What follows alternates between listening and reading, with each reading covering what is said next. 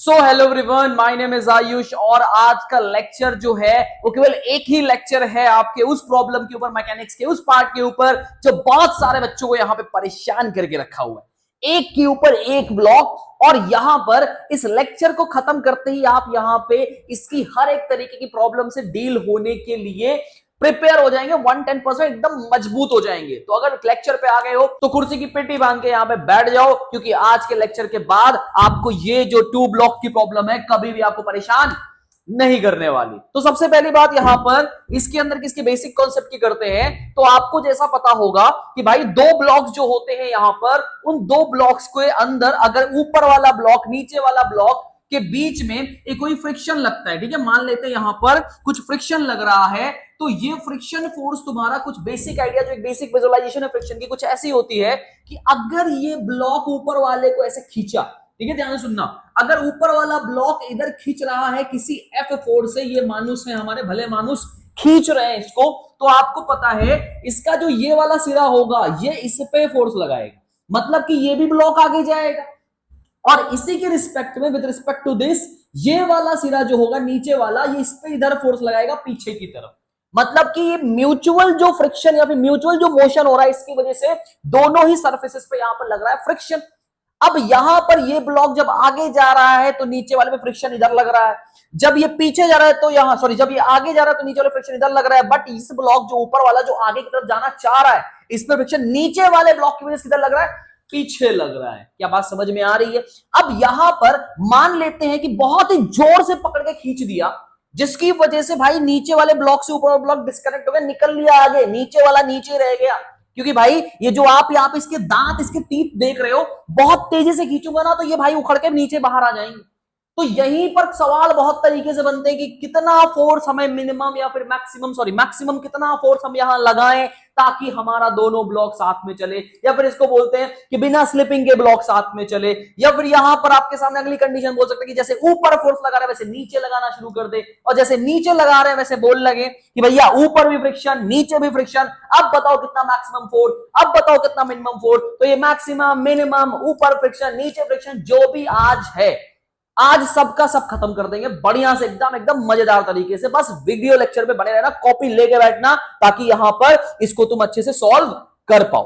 तो यहां पर सबसे पहली चीज समझो कि भैया जो फ्रिक्शन है यहाँ पे, स्टैटिक फ्रिक्शन जिसकी हम बात करेंगे, उसका यहां पर मैक्सिमम वैल्यू होता है mu into N, where mu is a coefficient of friction, और एन का मतलब होता है नॉर्मल।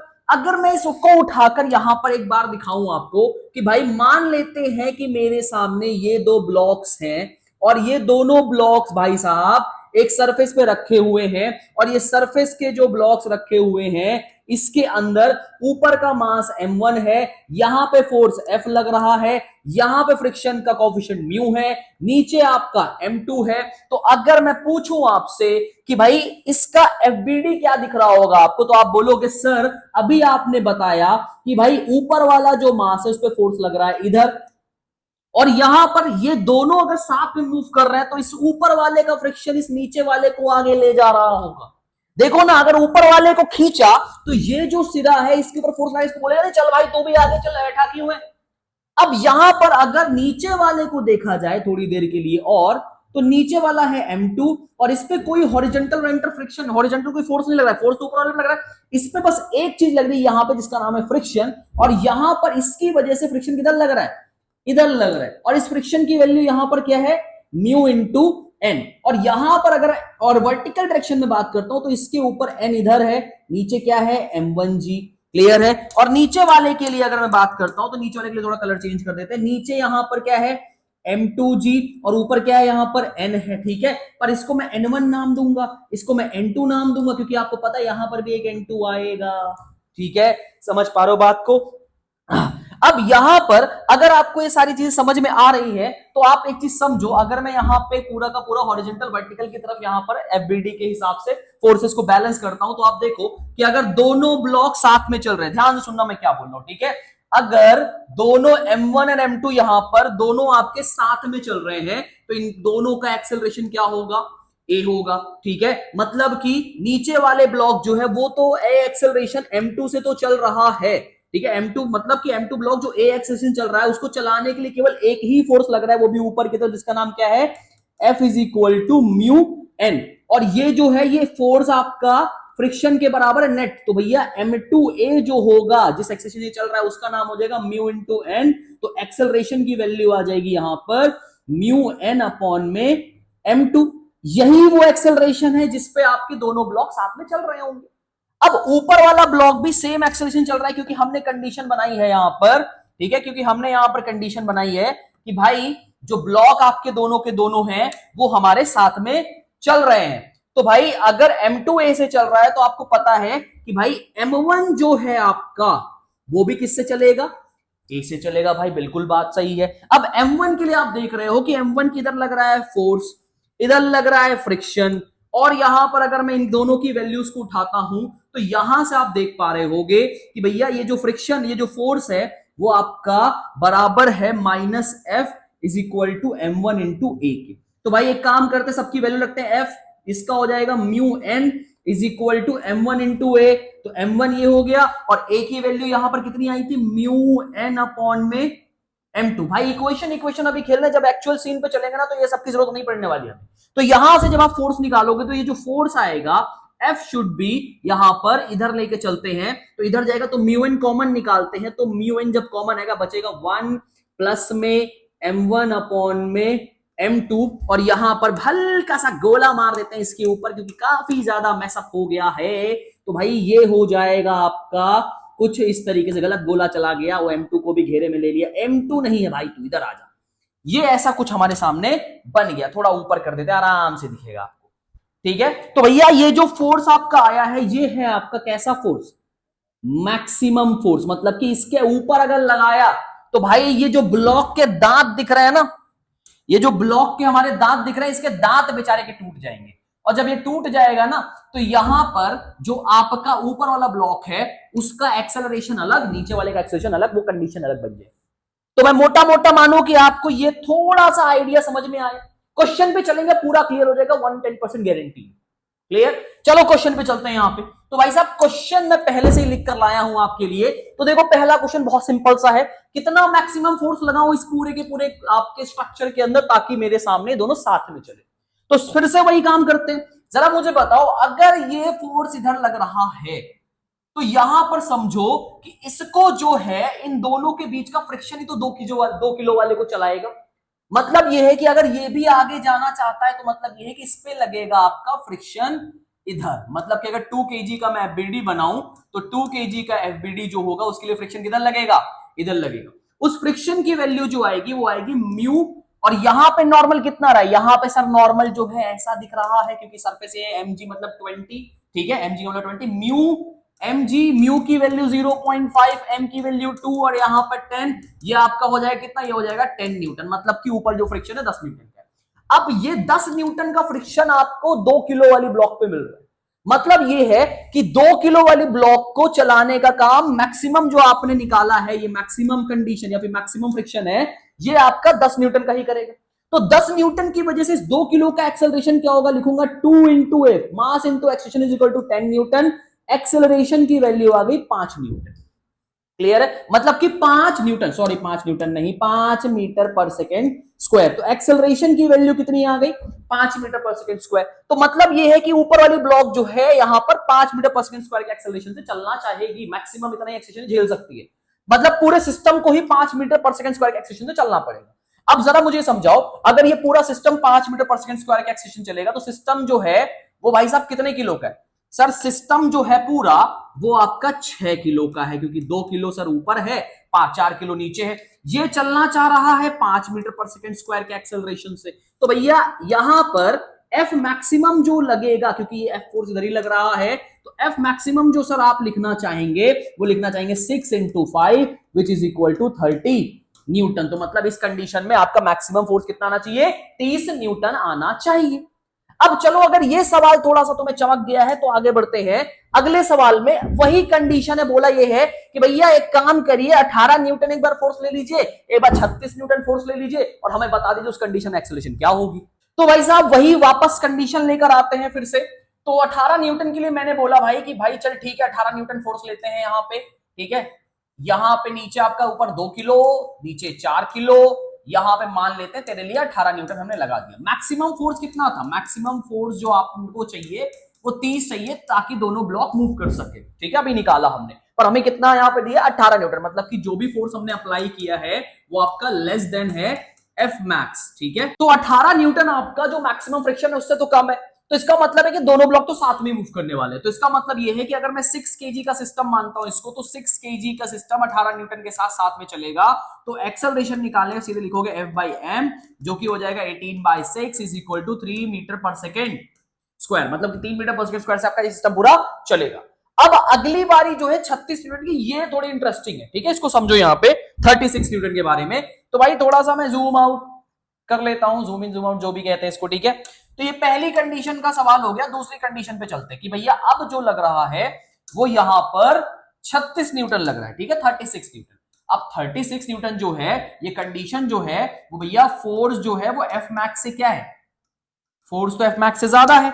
अगर फोर्स आपका एफ मैक्स से यहां पर ज्यादा है तो इस कंडीशन के अंदर यहां पर आप क्या करोगे कि भाई अब जो है नीचे वाला ब्लॉक तो खिसक लेगा, ऊपर वाला ब्लॉक भी खिसक लेगा। मतलब ऊपर वाला जो है वो तो आपका मूव करने के लिए किसका सहारा था? उसको केवल फ्रिक्शन फोर्स का। वो फ्रिक्शन फोर्स कितना लगता है? 10 न्यूटन, जिसकी वजह इसकी जो एक्सेलरेशन आ रही थी A1, जिसको मैं नाम दूंगा, वो है यहाँ पे 5 मीटर पर सेकेंड स्क्वायर। क्योंकि अब ये तो अलग एक्सेलरेशन से मूव करेगा, मतलब कि ऊपर वाला A1 से मूव करेगा, नीचे वाला A2 से मूव करेगा, अलग अलग। ठीक है, स्लिपिंग चालू हो जाएगी इनके बीच में, मूव अलग अलग करेंगे। ठीक है, तो ऊपर वाला तो A1 acceleration 5 metre per second, उसके ठान ली भाई मैं तो 5 से ही मूव कर पाऊंगा। ठीक है, तो उसने 5 से मूव कर लिया।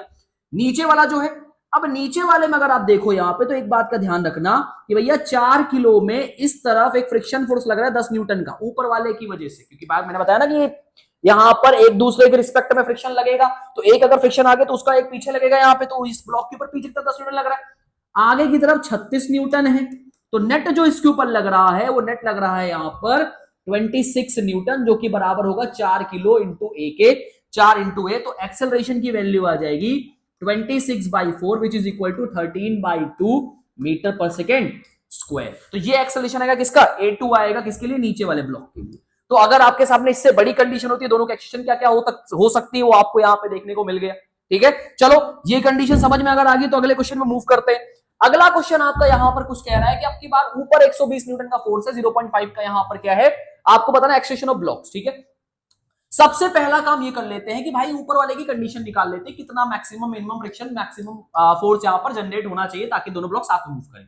तो सबसे पहला काम फिर से, अगर मैं ऊपर वाले को देखूं तो मैक्सिमम फ्रिक्शन कितना बनेगा? एफएस मैक्स जो बनेगा वो बनेगा आपका 10 into 10 into 0.5 which is equal to 50 newton. ठीक है, 50 न्यूटन का आपका टोटल फोर्स बनेगा।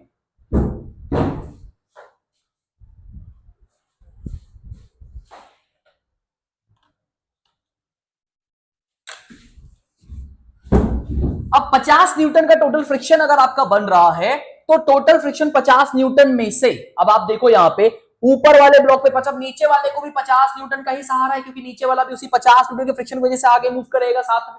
ठीक है, तो एक काम करते हैं, इसका एक्सेलरेशन निकाल लेते हैं। सबसे पहले 20 केजी को जो है वो आगे ही मूव कराना है ए एक्सेलरेशन से, पर इसको ले जाने के लिए जिम्मेदार कौन है? कौन जिम्मेदार है यहाँ पे?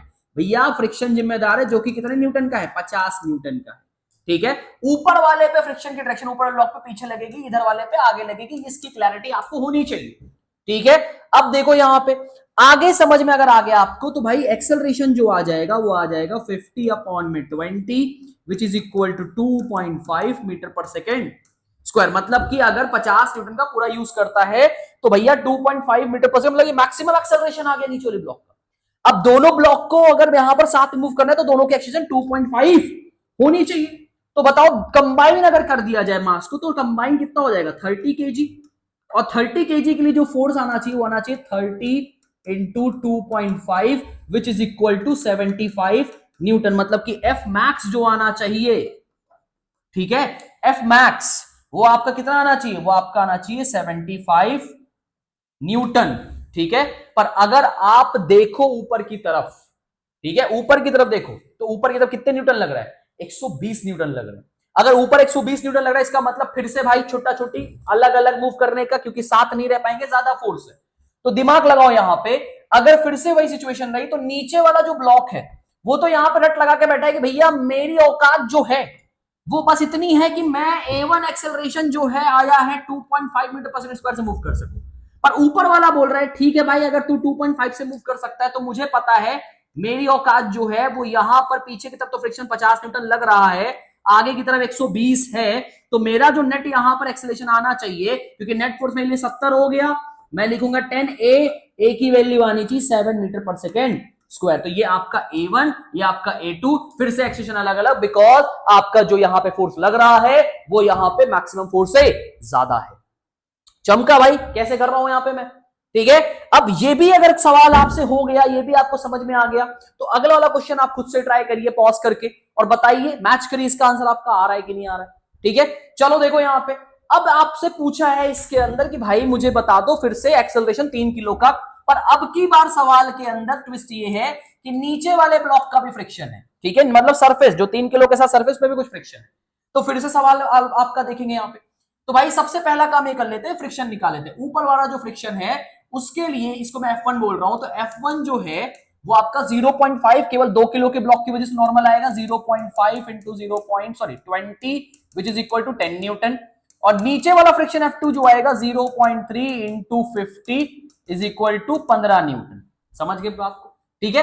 अब यहां पर ऊपर 50 न्यूटन का फोर्स लग रहा है, जरा मुझे बताओ 50 न्यूटन का फोर्स लगेगा तो क्या लगता है तुम्हें, ये मूव कर पाएंगे भाई, ठीक है, मतलब साथ में तो मूव नहीं करने वाले, ऊपर वाला निकल लेगा, पर क्या नीचे वाला निकल पाएगा?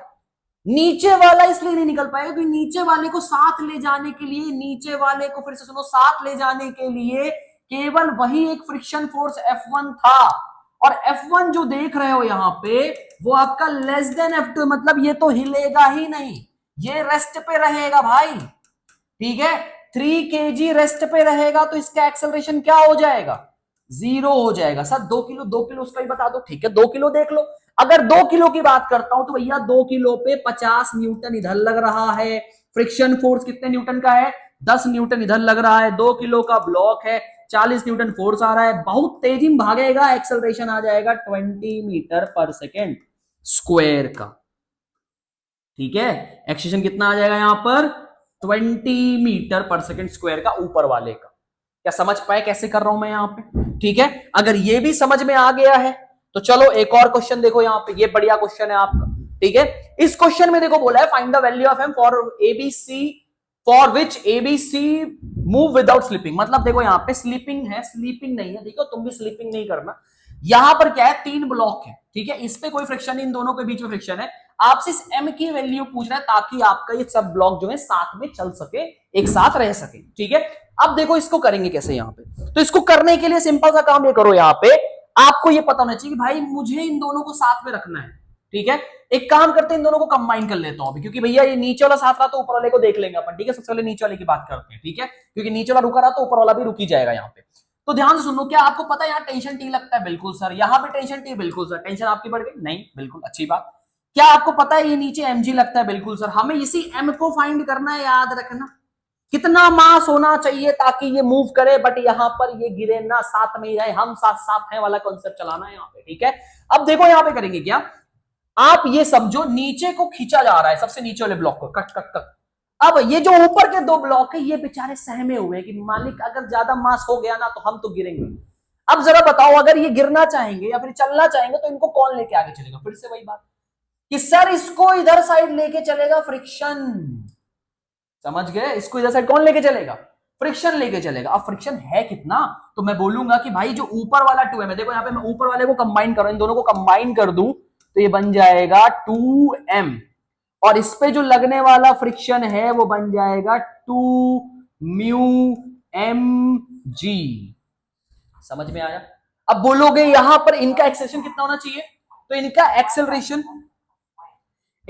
एक्सेलरेशन जो होना चाहिए उसके लिए आप लिखो भैया f जो होना चाहिए वो फ्रिक्शन के बराबर, क्योंकि 2m है यहां पर, 2m म्यू g है यहां पर, 2m ने 2m को मार दिया, एक्सेलरेशन, ठीक है, एक्सेलरेशन की वैल्यू म्यू इंटू जी के बराबर होनी चाहिए। पहले ये घूरो इसको अच्छे से, ये समझ में आया? अब एक्सेलरेशन अगर म्यू जी के बराबर है तो कुछ नहीं करना, सीधे सीधे एफबीडी बनाना है बस हमें, ठीक है। कैसे कैसे सर एफबीडी बनाएंगे, जरा मुझे बताओ, ये जो ब्लॉक नीचे वाला है, ठीक है, इसको कैसा चलना चाहिए, ठीक है सर, अगर नीचे वाले की आप बात करोगे तो मैं नीचे वाले ब्लॉक का अगर एफबीडी बनाऊं स्मॉल एम का, तो इस पे टेंशन लग रहा है टी। ठीक है, नीचे वाला ब्लॉक ए एक्सेलरेशन चलना चाहिए, और इस पे एक और चीज सर, पीछे की तरफ फ्रिक्शन भी लग रहा है, इसका नाम क्या है, एफ है। ठीक है सर, बिल्कुल अच्छी बात कही आपने। तो मैं लिखूंगा T minus F is equal to M A. ठीक है, और ये फ्रिक्शन किस लिए लिखेंगे, फ्रिक्शन को लिखेंगे टी, और यहां पर फ्रिक्शन की वैल्यू कितनी है, 2 mu M G is equal to M A की वैल्यू कितनी, म्यू जी, तो ए की वैल्यू म्यू जी, तो एम म्यू जी। तो देखो टेंशन की वैल्यू आ गई, टेंशन की वैल्यू कितनी आ गई, 3 म्यू एम जी। क्या चमक गया ये, पक्की बात। ठीक है, अगर मेरे सामने यहां पे टेंशन की वैल्यू आ चुकी है तो थोड़ा सा स्पेस बढ़ाते हैं यहां पे ताकि आपको पूरा दिखे। अब इसके लिए हम लोग एक काम करते हैं, ये भी नीचे की तरफ ए एक्सेशन से जाएगा, इसके लिए हम लोग यहां पर इसकी इक्वेशन सेट करते हैं। ठीक है, एक इक्वेशन ये सेट हो गई, एक इक्वेशन ये सेट हो गई, अब तीसरी इक्वेशन सेट करते हैं यहां पे। ठीक है, इस वाले ब्लॉक के लिए ये ब्लॉक कैपिटल एम है, ऊपर की तरफ टेंशन, नीचे की तरफ एक्सेलरेशन, नीचे की तरफ कैपिटल एम इंटू जी। तो मैं लिखूंगा capital M, acceleration mu G ही होना चाहिए भैया। ठीक है, जरूरी नहीं जबरदस्ती है इसकी, क्योंकि साथ में रहना है इनको सबको, और इक्वल टू हो जाएगा यहां पर M G, capital M into G, और टेंशन की वैल्यू कितनी है, 3 म्यू एम जी। क्लियर है, अब मुझे कैपिटल एम की वैल्यू फाइंड करनी है। एक काम करते हैं, इनको उधर लाते उसको उधर लेके जाते हैं, तो ठीक है सर, ले आते हैं, इनको उधर उधर कर देते हैं यहाँ पे। तो एक इसको जब इधर लेकर आएंगे, इनको जब उधर लेकर जाएंगे, तो आप देख पाओगे, पहली बात तो जो कैंसिल उनको हटा देते हैं, भाई जी जी तुम चले जाओ। ठीक है, चले गए हम। अब यहां से देखो क्या बन रहा है, यहां से बन रहा है कि भाई 3 म्यू एम जो है वो आपका यहां पर 3 म्यू एम जो है यहां पर, वो आपका यहां पर M minus M into mu के बराबर है। बढ़िया सर, ठीक है, सब बढ़िया चल रहा है, एकदम मजा आ गया। ठीक है, अगर यहां मजा आ गया, थोड़ा मजा और लीजिए कि भाई 3 mu small M will be equal to capital M common 1 minus mu, ये भी सब बढ़िया है। ठीक है, अगर ये भी बढ़िया है तो आपको कैपिटल एम की वैल्यू मिल गई, congratulation, 3 mu small M common 1 minus mu, और यही मेरा आंसर है, और इसी के लिए आप यहां पर ये क्वेश्चन देख रहे हैं। तो अगर यहां पर बढ़िया ये समझ में आ गया और आपने यहां पे चीजें समझ ली, थोड़ा अगर नहीं समझ में आया तो पीछे बैक करके देखो, तो आप यहां पर इसको उड़ा चुके हो, ये टॉपिक अब आपको परेशान नहीं करेगा, अच्छे से आपने इसको समझ लिया। और इसी तरीके के और समझदारी भरे वीडियो देखने के लिए, ठीक है, और ज्यादा समझदार बनने के लिए मेरे चैनल को सब्सक्राइब कर दो। मिलते हैं आपसे अगले लेक्चर के अंदर, ठीक है, कुछ और आपकी, ठीक है, दर्दनाक टॉपिक्स की दर्द को दूर करने के लिए। तब तक के लिए गुड बाय।